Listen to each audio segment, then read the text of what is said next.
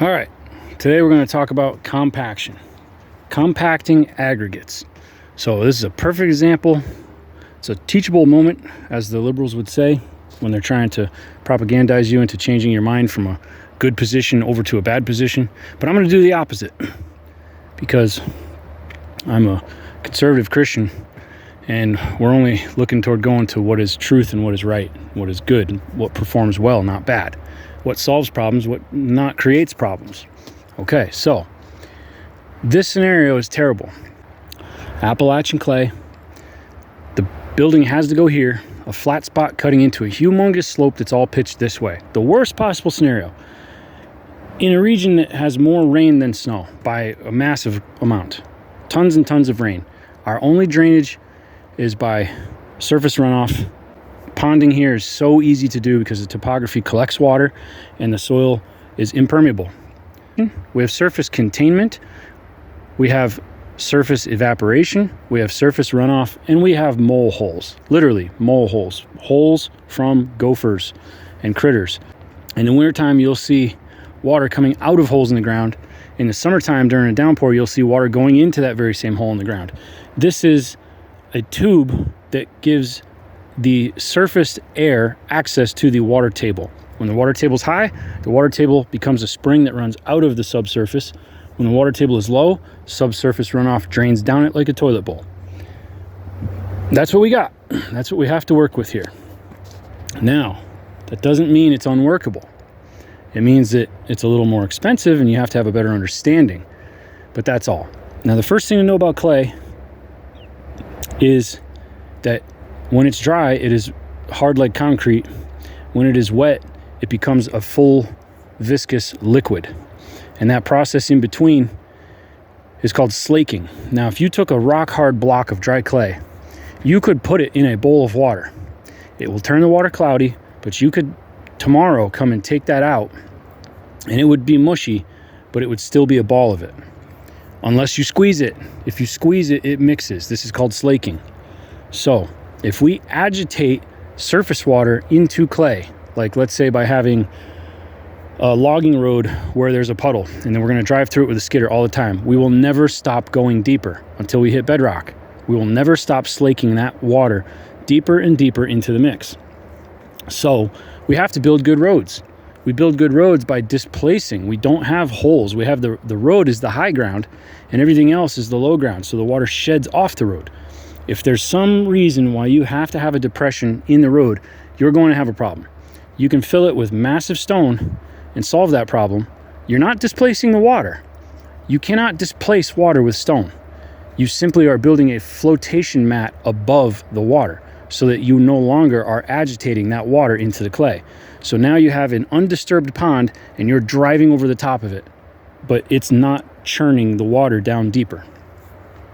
You can displace the water from the puddle by filling it with the same soil. So if you had a pond and you did not want a pond, you don't have to just cut the dam and drain it. What if there is no dam? What if it's just a depression?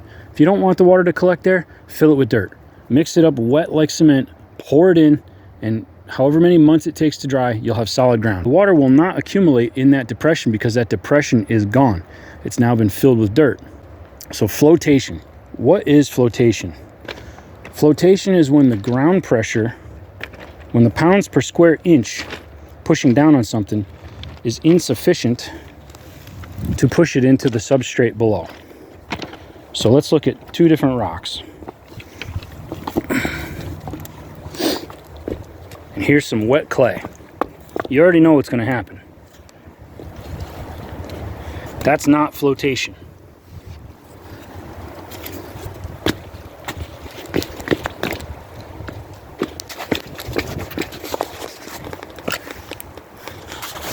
That is flotation. So this size rock is useless, and this size rock is useful. So first we put down the coarsest level, the riprap, and it's got to have sufficient area for the load to not push it into the ground below. So if it's footprints, if it's heavy equipment, the size of the rock is dictated by the load. But no matter what the numbers are, it's still pounds per square inch. So we pick rock that has a pounds per square inch profile that is sufficient to float on top of fully saturated clay. Then, when we've got a whole bed of that laid out, we cover it with the next grade of rock. You don't want to go too fine, because that fine stuff will get all the way down into these pores. You don't want fines touching wet clay. You don't want fines sitting in the water. You want porosity. You want void space. The concept is that all this water could be underneath this foundation, and let's say it was to freeze. There's enough space for expansion without lifting. So when we put down that big rock, it's a pretty rough layer and you don't get it very level. Then the next layer of rock, it spreads easier and it's easier to get level, but then the final leveling is done by a dusty grit, like a crusher run, 3/4 minus, 1 inch minus. And that's going to be like a powdery, really it's the remains. It's the remains of all the other crushing processes. It's the schmeg that runs out of all the jawbreakers and all of the cone crushers and so forth. You got waters carrying that away and they're catching it, and there's a large volume of it, so it's generally cheaper because supply and demand. But it makes a fantastic top coat because it'll fill in all these voids, and when we run a vibration across the top of it, or we run a heavy quantity of water across the top, it's going to wash the fines down into the cavities, and you're going to get a thing called compaction. What is compaction? Compaction is simply mechanically forced settling, okay? It's when we use a machine to do it anyway, when we use a compactor. Agitation is going to cause these rocks to move, and each rock is going to move until it hits something that stops it from moving.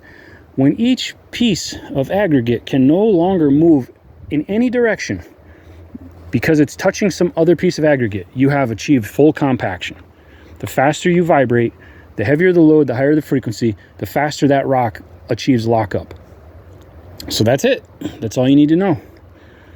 Put your base rock on the bottom, let the water flow right underneath if necessary, put your mid-story, put it thick enough, put your final capstone on top, the finest, and then either water it or vibrate it or both to get it all to lock up and give you flawless compaction that you can park a skyscraper on top of.